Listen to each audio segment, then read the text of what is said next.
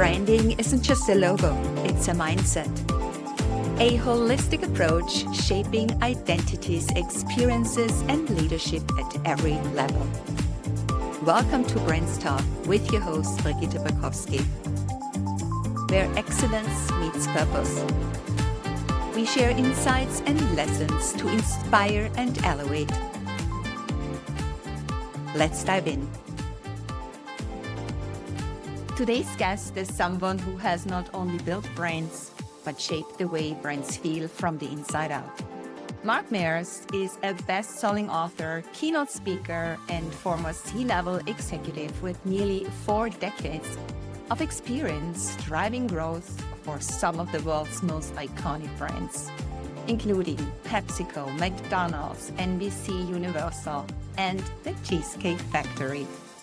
But what makes his perspective truly powerful is this: he doesn't just talk about growth, he talks about purposeful growth, the kind that transforms leaders into legacy builders. As the founder and chief growth officer of Leaf Growth Ventures, Mark helps organizations reconnect with what really drives sustainable success: people, purpose, belonging. His latest work challenges how we think about leadership at its core, bringing one bold idea back into business: love. Welcome, Mark Mears. Welcome to BrandsTalk. Oh, thank you, Bridget. I'm looking forward to our conversation. It's so good to see you again. Mark, my dear friend, it's so great to have you again on my show. I had you as my distinguished guest in 2022 already. So that's 4 years ago when you launched your first bestseller, The Purposeful Growth Revolution. And now we are sitting here again, far apart, you in Kansas City, I'm here in Austria, in Europe, after 4 years. And we're going to talk about your second book, another bestseller. Yes, that captures the heart and that brings love back into the workplace leaders equation.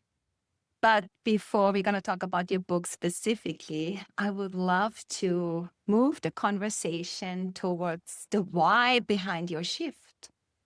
Because you have built brands at the highest level for decades, for 4 decades. That's a really long time. You're making me feel old. Yes. No, you're not. We are always as old as we feel like, right? But yet your current work shifts the conversation towards purpose and love. So why? What's the why behind that shift? Yeah, great question. With my first book, A Purposeful Growth Revolution, it was 4 ways to grow from leader to legacy builder. And for me, it was a way for, I guess, looking at the background that I've had and the wonderful mentors that I've had and the experiences I've had, I felt it would be criminal if I just took that to my grave. So it was designed to be a way to kind of what I call pay it backward to help others along their growth journey.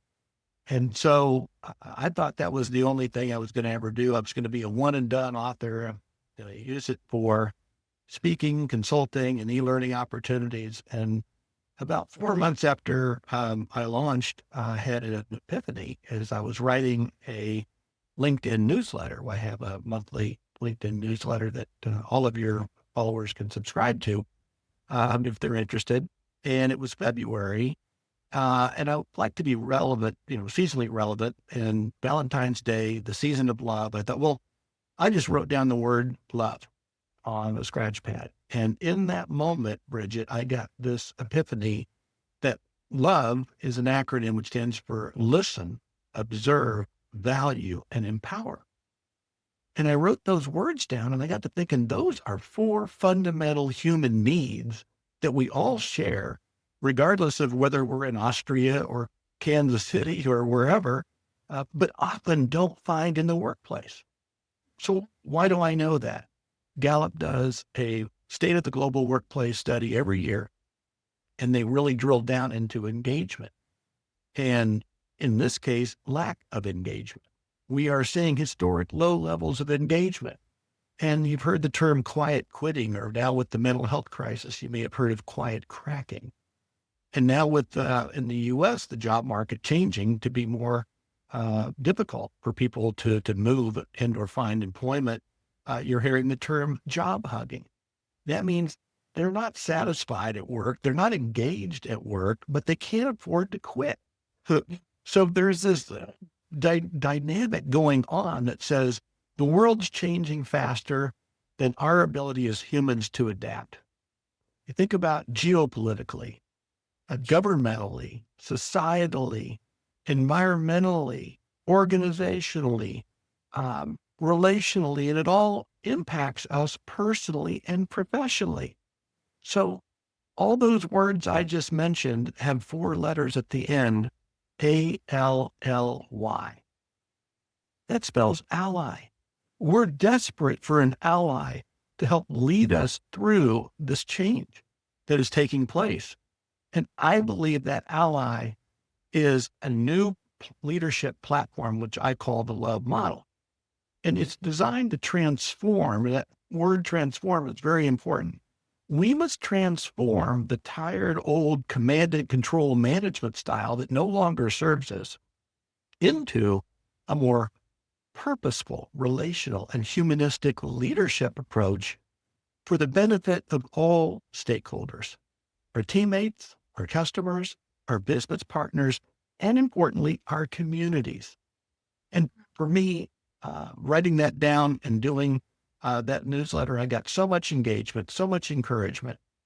And then I kind of put it off because I'm promoting my first book, right? Didn't think I was going to write a second one. And so the next year rolls around and I had February again, and I decided to reprise that approach with new research that even further proved my thesis.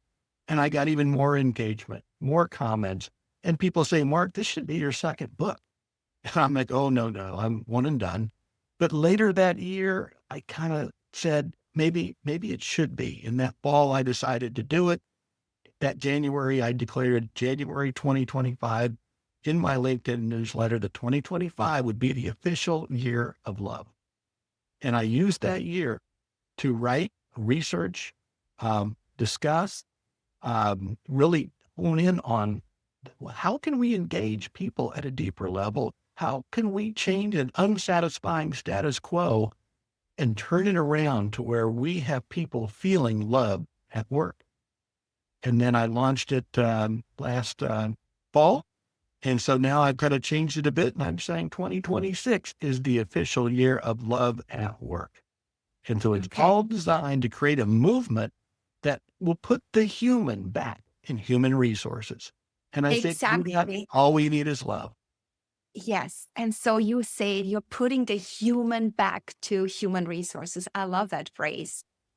And with that, it has kind of, I'm thinking beyond that. Does that mean that branding in its real sense, or branding in its traditional way, loses its humanity? Yeah. So what do you believe? What do you think about that? Yeah, because bringing the human back implicates something comes from within, and love comes from within.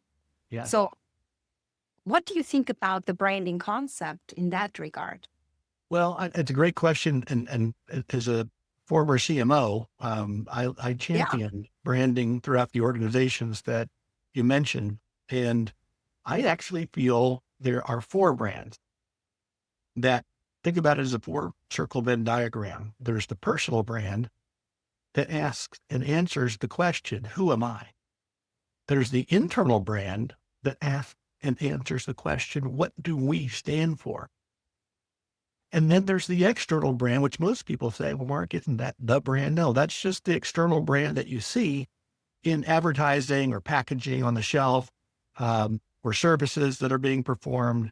And that asks and answers the question, what value is exchanged here? And I believe all marketing and sales and business is a value exchange. What do I get for what did I pay? But most importantly, Bridget, how do I feel about that?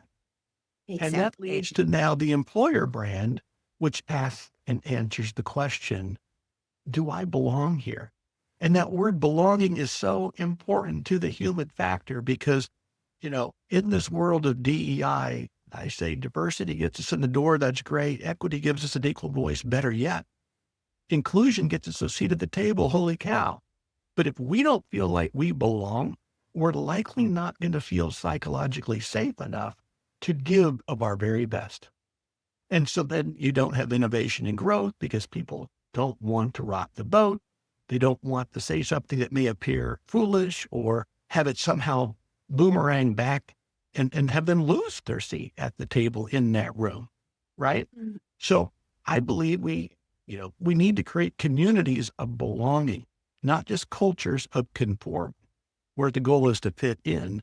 It's communities of belonging where the goal is to make a difference.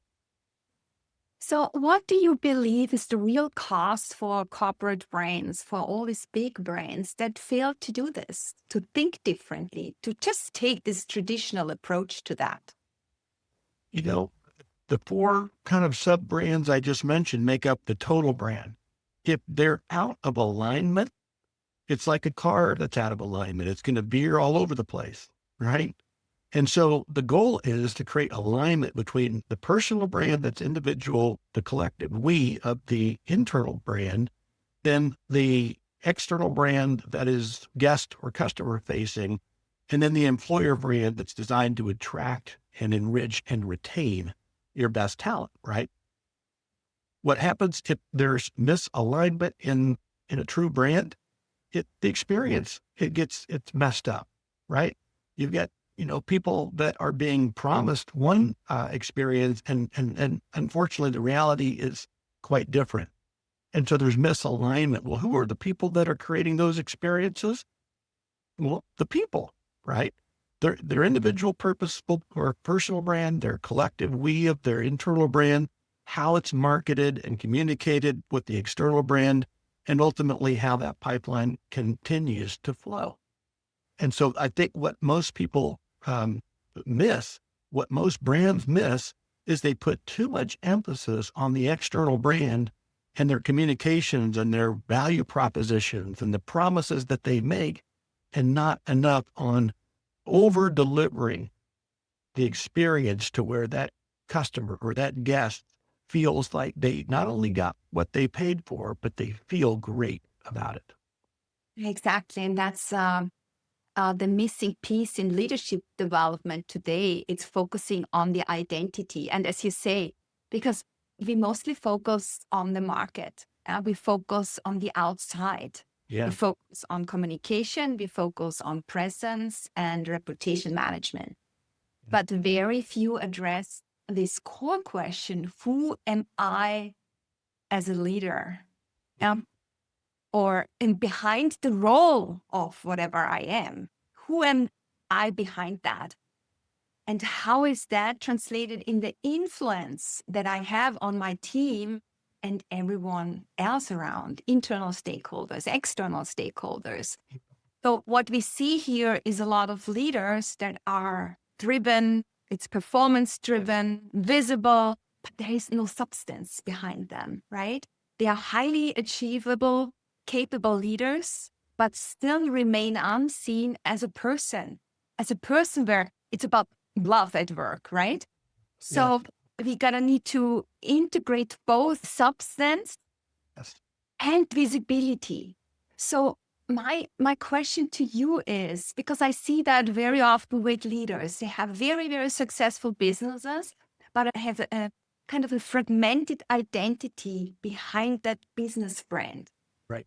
So how do you bridge that gap between this external brand success, so to make the customer feel the brand, right? And the internal alignment of the leader, but also the internal alignment that we can create love at work? Yeah. That makes sense? Yeah, no, great question, Bridget. The key is, don't get this twisted. This is not some airy-fairy, cotton candy, tree-hugging, seal-loving concept that's soft. It's actually very I'm looking for, I'm blanking, but I don't want to say the word hard. It's very substantial is the word I'm looking for. Substance. The substance of love, when you break it down, is listening. To how do we listen? Well, graciously. To do what? To build trust. Because once you build trust with your teammates, then they're going to want to engage at a deeper level. They're going to be telling you things, and sometimes things you don't want to hear but need to hear. But they can build, but they can trust you to manage the conversation appropriately. And there are 4 different elements to listen: listening actively, listening for understanding, for clarity, listening with empathy and a heart. And then if you just listen, it'll be kind of a short conversation. So then you have to respond appropriately. And those are the 4 ways of listening that build trust. Then observing is all about investing in somebody, making them feel like you really are invested in their success. And there are 4 ways I outlined to do that. And valuing is about demonstrating that you appreciate the whole person, not just as a worker, but as a human being. And by appreciating them and giving them an opportunity to be recognized and rewarded for what they do is so important, right? To our mental well-being and how we're doing. We want that feedback from observers. We want to be able to feel appreciated. And then you could stop there. But the real important part, I believe, is empowering. To do what? To allow that person to grow and fulfill their true potential. So if you feel listened to in a trusting relationship, if you feel observed in a way that you feel that your employer and your leader is investing in you personally, if you feel valued and appreciated for who you are as a whole person and empowered to grow into your full potential, who would want to disengage from that? Who would want to quietly quit that? Right? And so then what you have is result, because more engaged teammates, notice I use words very carefully, teammates, not employees. An employee is someone who just does a job and gets paid. A teammate is someone who not only plays the role on the team, but they help the others play their role even better. And so if you have that relationship where truly that the person is a leader, not a boss, then it goes from transactional to relational. To your point, if you're a manager, most likely, you may not be a leader yet, you're really probably proficient at managing budgets and timelines and metrics of performance and even, the management of the work that needs to get done. Well, you have to do that, of course. That's the ante to play in the game. But to win in the game, you have to do it in a way that's relational, to where someone's going to want to run through a brick wall for you and their teammates and come together in a way that's collective, to where the whole is greater than the sum of its parts. I love how you explain love. The substance of love is listening and building trust through listening, through the 4 different layers of that listening. And that's actually where the human connection is created and is fostered. This relationship building from transactional to relational, right? So it's not a strategy per se. It goes beyond. It's a human connection. It's actually a true driver of brand growth, because it starts from within and it also is reflected to the outside world. That's always the case. Now, from your first book to your second book, you also evolved in your personality and in your writing and with your frameworks. How does your latest work, the Love and Work, deepen or even challenge the original framework that you have come up with, Purposeful Growth? Yeah, the way I refer to it is it's a bit of a sequel in a way. So if the Purposeful Growth Revolution was admittedly pretty long, 463 pages, it may be 100 miles wide and 10, 12 feet deep. I covered a lot of ground. This book is much more narrow and deep around leadership and how leaders can truly become legacy builders. So if you think about that model of, a teammate is functional, right? I need a job. A manager is transactional, as I mentioned, and that teammate might say, I must obey you, salute and execute, because you've got a title that's higher than mine. But when the manager grows into a leader, then it's, well, not only will I obey you, I will follow you willingly. But then when that leader becomes a legacy builder, they lead in such a way that that teammate then says, not only will I follow you, but I will lead like you, if not better, when it's my turn to lead. And so that's what we're trying to do. Creating a movement around love at work. It can't just be drips and drops and onesie twosies. It needs to be a transformation. And I used that word earlier, and I want to come back to it because it's such a powerful word. You think of the word change. We throw out words all the time, and I'm not sure we all really understand what they mean, but we hear them and we just parrot them out. Change. Well, think about change as maybe evolutionary, right? Look at if change from one smartphone to another each year, right? It changes. But transform is actually taking something like a flip phone that we all thought was the bomb in the 1990s, right? And now it is a multi-use vehicle that has more power in it than they had when they put the astronauts on the moon back in the late 60s. We have more power in our hands to transform because we now have a total step function change growth opportunity from where we were, and we were satisfied with the flip phone. We didn't know any different. But when you have transformation, all of a sudden now you can do new and different and powerful things. Look what's going on with AI right now. This has been prophesied and studied since the 60s, 50s maybe. And here it is today, not only a thing, but it's quickly scaled.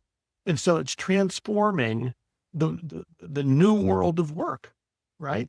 If you think about transforming from post-COVID, well, what changed is people that always had to go to the office, unless they were a salesperson working remotely, most people had to go to an office. So now we have hybrid working situations. That changes the dynamic, that transforms the workplace into something that's different. And with all those issues I mentioned before, geopolitically, governmentally, environmentally, sustainability, all those allies, we have to show up different as leaders. Leaders are the ones who can change the world. I really believe governments have tried and failed for the most part to get after some of the key issues that impact our world, right? Religious organizations and nonprofits can only do so much, but businesses have the opportunity to make change. And I look at great companies like Patagonia as an example, or Canva, as I cite in my book. And there are several that are in my newest book that are doing well by doing good. Their business results are better because they're more purposeful, because they're transforming from just making a profit to making a profit in a purposeful way, to important to grow each of the four key stakeholders. And again, the 4-circle Venn diagram is your teammates, a better place to work, your customers, a better place to buy, your business partners, and that's anybody in your business ecosystem. And I don't mean shareholders. I mean, it could be, but it could also be your supplier partners, your agency partners, your warehousing and your shipping people, whomever's in your business ecosystem, a better place to invest, and your communities, a better place to live. And the way that works is circular. We've seen research recently that 89% of millennials and Gen Z want purpose in their work, not just in their life. And so today, younger people don't want to be managed and required. They want to be led and inspired. And what inspires them is going to work with a company whose purpose is aligned, whose values are aligned with theirs, to where they feel like they're doing something versus just punching in a clock and out of clock and getting paid every other week, but they're part of something bigger than themselves.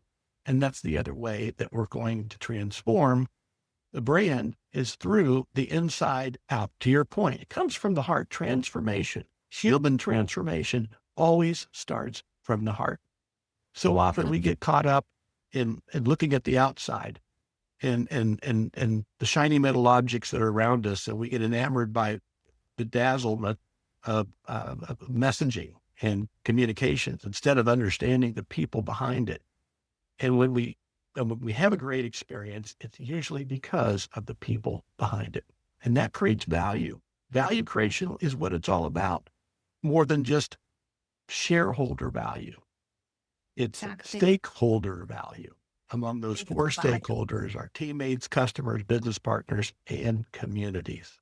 There are companies out there you mentioned, like Patagonia and Canva, which you also stated in your book. Yes. But there is a lot of organizations still out there that lead in a very, very traditional way and might not be realizing that leadership identity is a soft topic. So how do you convey such a message that it's good for them, that there is a shift that needs to be done, that this is a shift that is necessary because it's a strategic lever? Yes.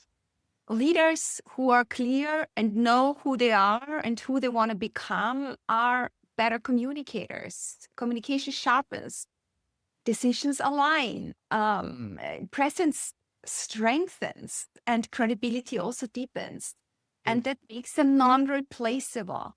And also the organization, because personal branding, especially on the top, CEOs' personal brands count a lot nowadays.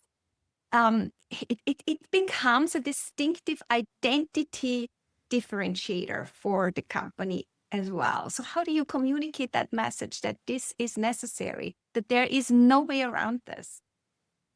Well, you made me feel old earlier by saying 4 decades, but I will say that over 20 years I've spent in the C-suite. So what I know from my experience is facts speak loudest. So laying out the business case of why this isn't a soft topic, why it's a substantial topic.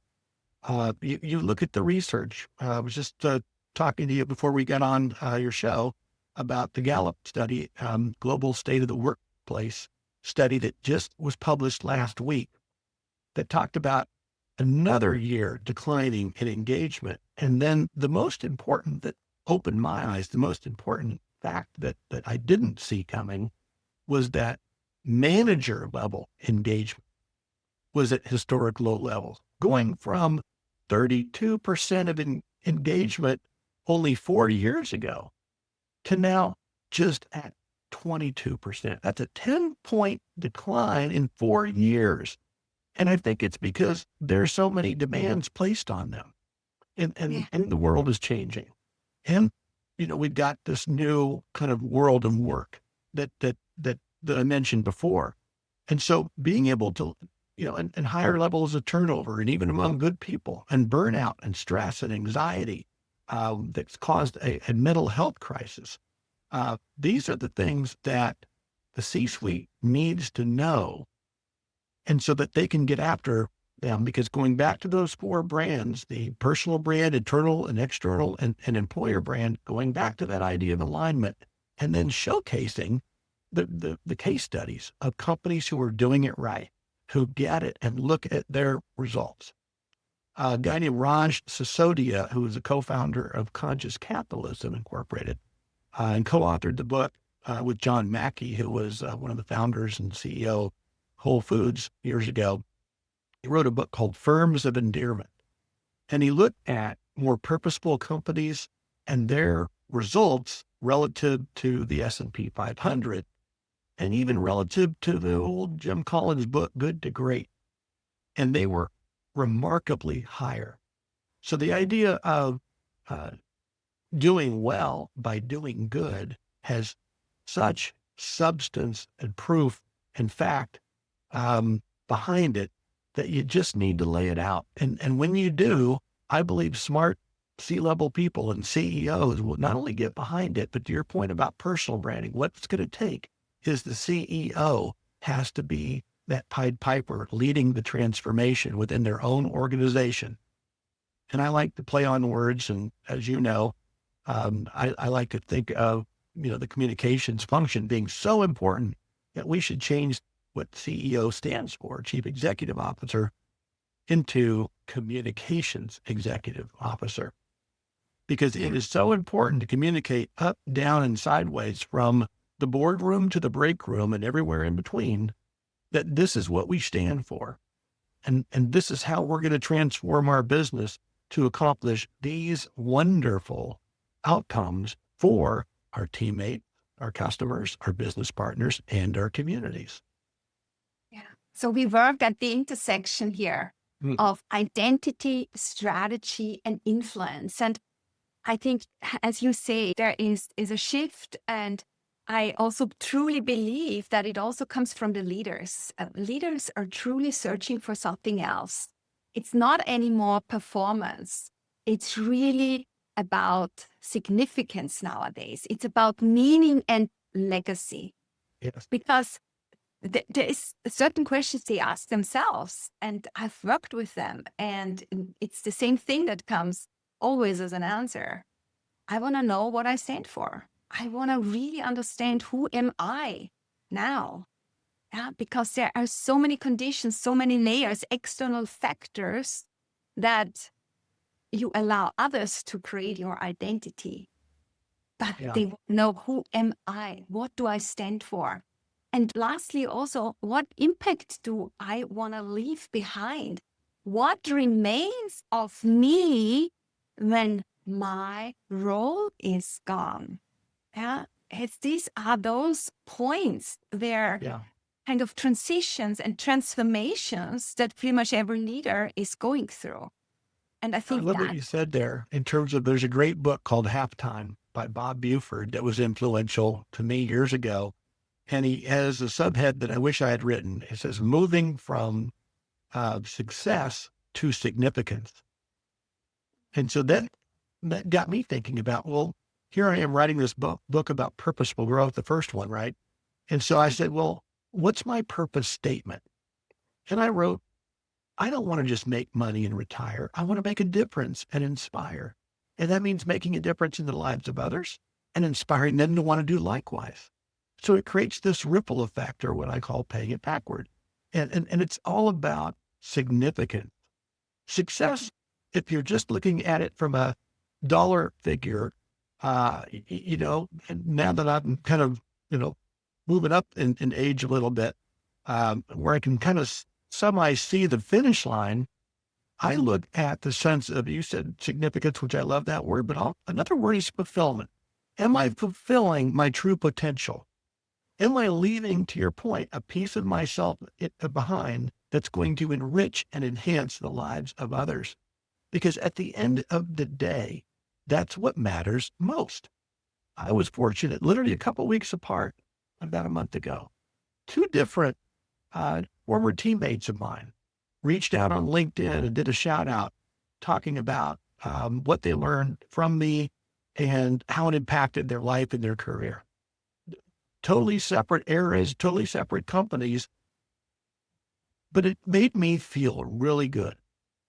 It made me feel like, when you're going through it, you don't know how you're coming across. You're just getting through your day to day, right? But when someone years later comes and says, here's what and how you impacted my life, oh my goodness, that's where this idea of a ripple effect comes in. How many ripples are we going to create throughout our life, throughout our career, to help make others better? And that's where significance matters most. Yes, we're going to get results, because if we do what we're talking about here, we're going to get better results. And when we do as a team, there's a tremendous amount of satisfaction when teams come together for a bold cause, and to not only achieve their objective, but smash it. They remember that for years later. You think of sports teams, right? There are people reliving, I'm sure World Cup titles, those countries that have been blessed to have won them for years. People remember that when teams come together in a moment. Well, think of that as just as a macrocosm. something that could happen within your team at work. And I've been on them and I've led some and I've been just a teammate on some. And I just know that when we accomplish our goal together, no one will ever take that from us. And we will remember that and tell stories throughout the rest of our careers. So if you had to challenge leaders directly, where do they most often fail with these four that make the love leadership? That stands for listen, observe, value, and empower. It depends on who you are. Some people are pretty good listeners, but maybe they don't take the time to invest in their teammate. They're so busy doing their own thing, and they'll say, I have an open door policy, but maybe they don't make themselves feel welcoming to where someone would want to come in, or maybe they don't spend the time truly observing them to where that teammate feels invested in. You go back to what Gallup says are disengagement factors: feeling cared about at work, feeling like I have a voice, getting regular and timely feedback, right? I think that's where a lot of leaders stumble. They get so busy and wrapped up in their own workload that they forget that they need to spend time in investing in their teammates. And then appreciating is this idea of not one size fits all. Great job, Bridget. Here's a coffee mug for you. By the way, this is my Love at Work coffee mug. But being specific with why am I appreciating you and how did it make a difference to where you feel like it's truly authentic. And then the idea of empowerment, of helping you grow into your full potential. I think those four are all important. And I don't think you can single one out over the other because, again, like a four-circle Venn diagram, there must be alignment with listening to build trust, observing to let that person feel like you're investing in them and their success, valuing them to appreciate them as a whole person, not just as a worker, and helping them grow into their full potential. All of those must be aligned and in balance. And when you do that as a leader, all of a sudden you're going to see the results follow. Wonderful. Yeah, it's all about alignment. And if you were to challenge every leader listening right now, what is the one really very, very uncomfortable truth about their brand that they need to confront to unlock the next level of growth? Yeah, great question. I remember a great quote by Tim Ferriss, who is business leader and influencer and author. And he said, your success as a leader is directly related to how many uncomfortable conversations you're willing to have. And that means you need to get feedback. You need to be able to, be humble. I mean, I believe that servant leaders are the best form of leaders. And if you're a servant, you're being humble. So demonstrating humility by saying, Bridget, I'm kind of self-aware about some things, but I want your feedback. How am I coming across? How are you feeling working with me, not for me, with me? What can I do different? How can I lead you better? And then truly listen. And if you had done that and built trust, then that person's going to feel like they can be open and say, well, I'm so glad you asked, Mark. There are a few things that I would like to point out that would make our working relationship better.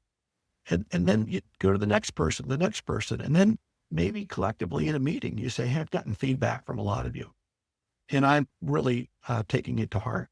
Give me some grace. I'm working on it, but here are the things that I heard from you, and here are the things I'm working on. I want you to hold me accountable to making progress towards the leader I want to be. If you do that, we find that when people are repentant, when people are humble, we often give them a pass. We give them grace, right? And if they show up different over time, then we see them differently, right? It's not a one and done thing.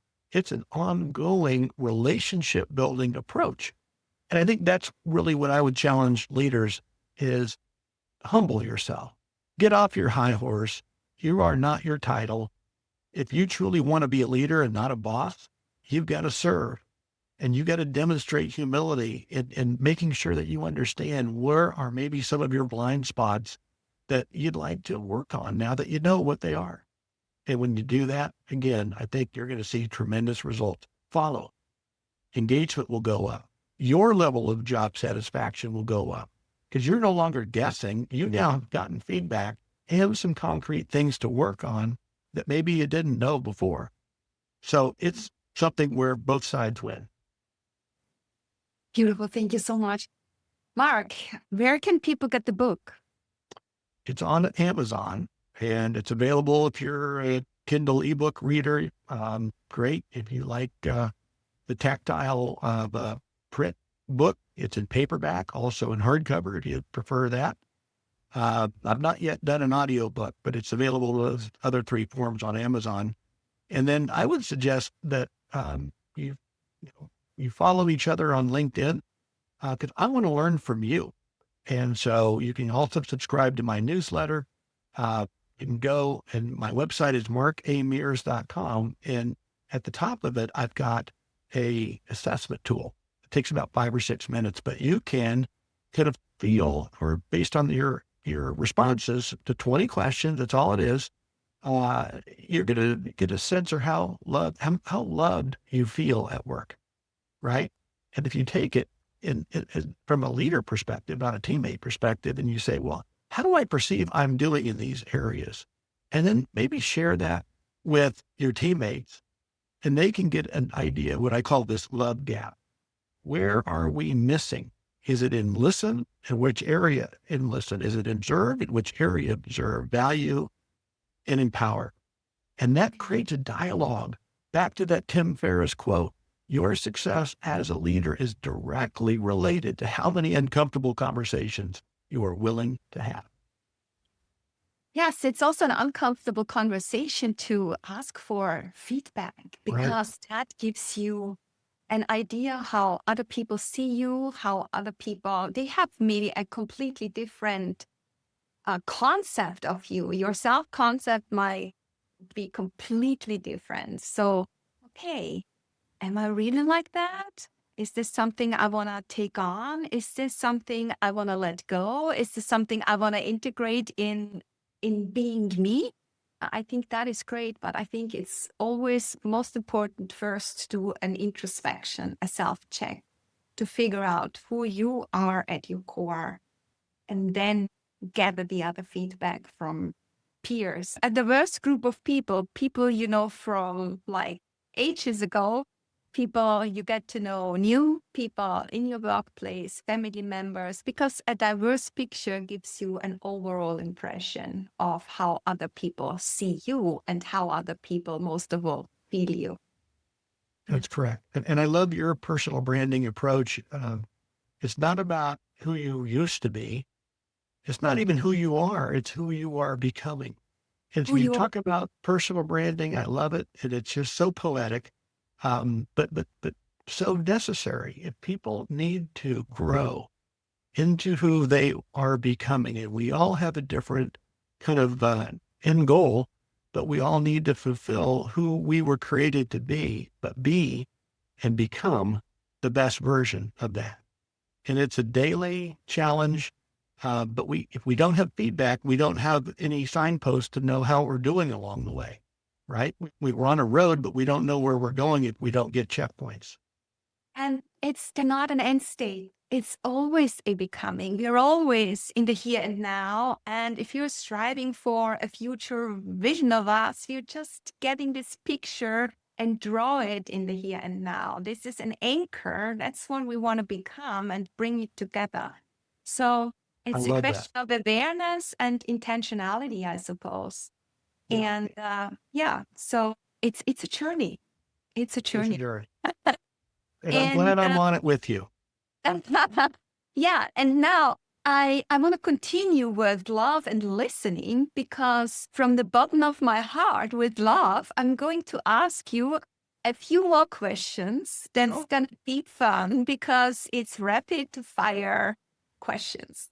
So I throw out a term and you're going to answer me in a very, like in a sentence or in a word or in a very short explanation or description, okay? I'll do my best. Okay. Love. What does it mean to you? Love at its core. Everything. I believe that everything emanates from love. And I think love can solve a lot of problems if we listen, observe, value, and empower those that we encounter. Yeah. Listening. It's the first step.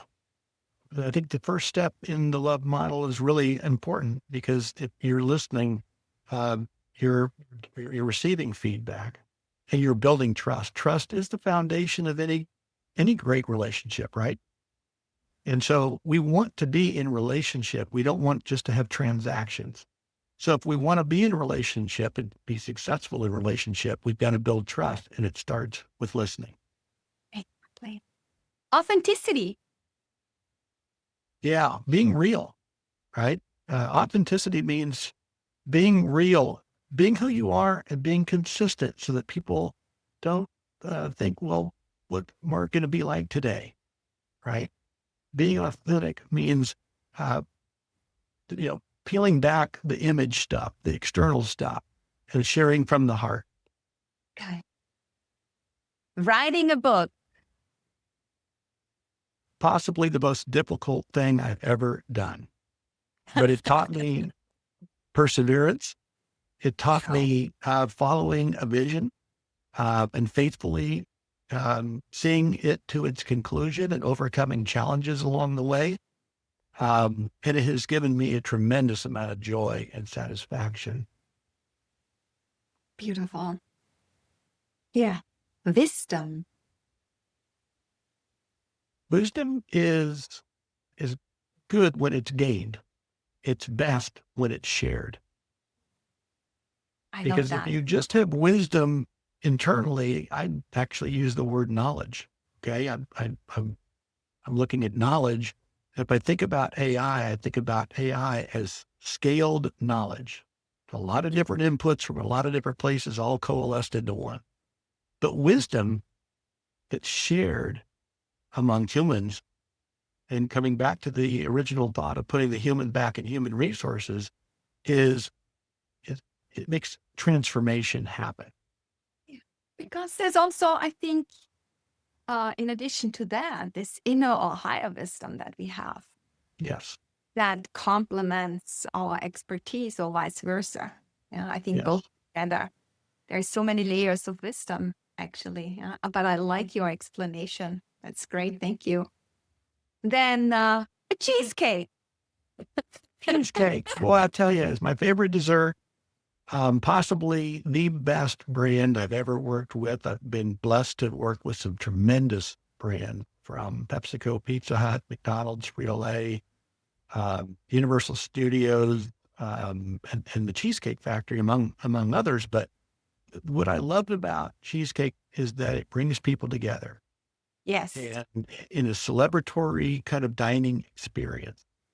And you have to stand in line, and it's not inexpensive, but it's what I call a multi-sensory, over-the-top dining experience. So when we it gives me great joy, and it gives people that I see dining with us great, great joy. And that experience that we're talking about, if I'm just wanting to sate an appetite, I could go anywhere and buy, something for whatever amount of money and put it in my mouth, and I could get up and then be on my way. But if I want to feel something and remember that experience, that's where the magic comes in, and why the Cheesecake Factory has been so successful over so many years. Yeah. So when we meet, you're going to treat me with a cheesecake.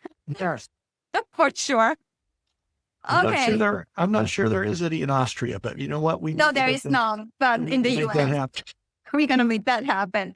And last but not least, my last word, you have definitely your very personal definition of it's brains. What does a brain stand for? What does it mean to you? Yeah, again, it's the total brand of, the personal brand, the internal brand, the external brand, and the employer brand.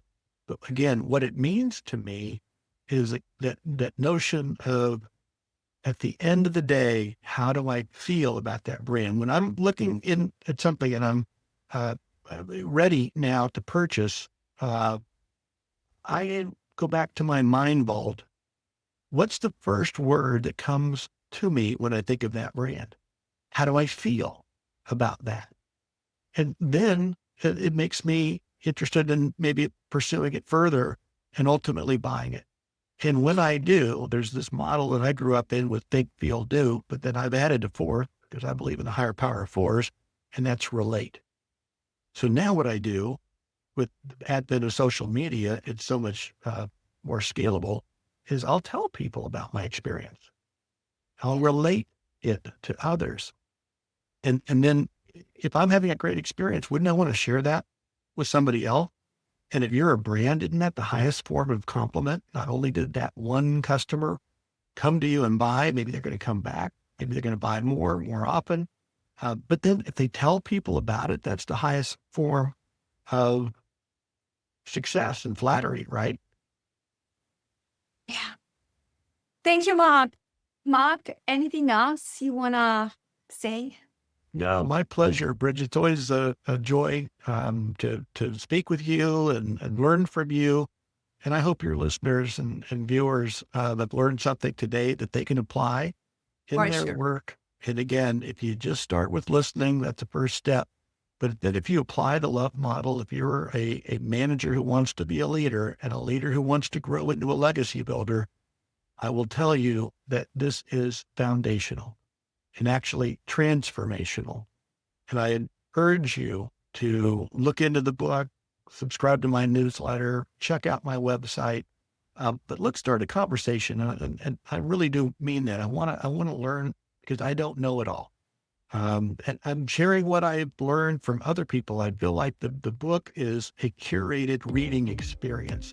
I wrote it as if I were like we are. I'm talking with you, not at you. And I've received that as a compliment from so many people.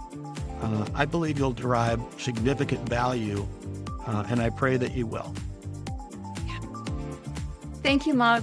It was such an honor to have you again. It was a pleasure.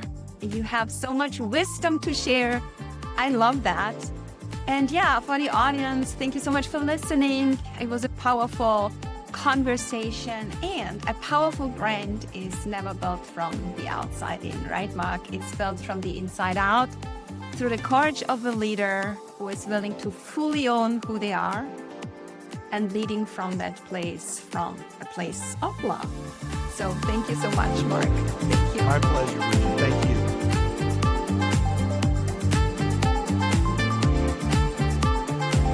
If you enjoyed this episode, hit follow on your favorite app, share it with your network, and leave a quick review.